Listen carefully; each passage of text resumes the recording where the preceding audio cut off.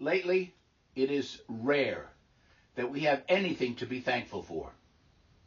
I am thankful that the mission of our troops who engaged with the Houthi rebels was successful in a most important sense, that they all returned safely.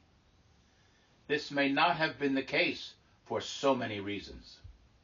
Since Trump's White House learned about the outrageous security breach by his entire national security team, who texted highly sensitive information prior to a military mission on Signal Chat, where a reporter was accidentally added in, they've been tying themselves in knots in an effort to downplay this serious failure. The national security officials who were responsible for this mess have been slicing and dicing their language to avoid being charged with violating the law, and they may have also committed perjury by lying to Congress under oath.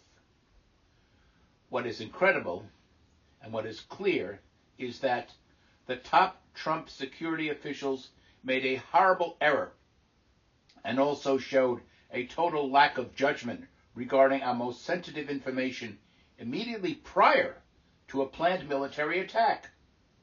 The same highly sensitive information was being shared in a manner that is also easily available to our enemies.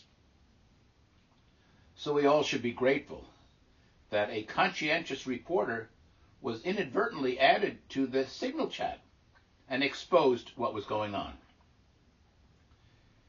This is not just a one-time problem that should be forgotten, as the White House wishes, as much ado about nothing.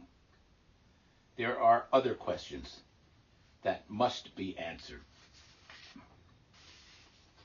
It is their common practice that other top secret matters have discussed in this manner. Do these top officials really understand the gravity of the positions they hold? It seemed clear in the confirmation hearings for Hesketh and Gabbard and others that they were not qualified to hold these positions. And yet, all the GOP senators just fell in line. It is also not clear that any junior national security officials or members of the military would be severely punished for an intelligence disclosure of this type. That would happen. Just imagine what would have happened on D-Day with the secret invasion of Normandy if we had leaders like these at that critical time. Although, so far, none of our allies have entered the fray to discuss this, I can only imagine what they must be thinking.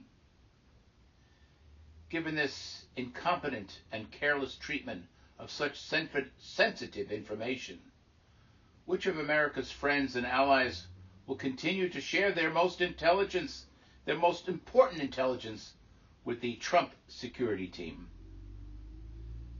These individuals are supposed to protect Americans from the very real dangers that threaten us.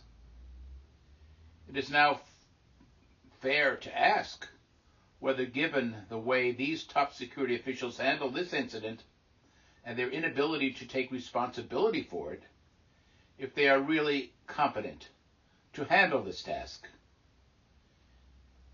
It is time for the GOP senators and the members of Congress to take their oversight responsibility seriously to keep America safe.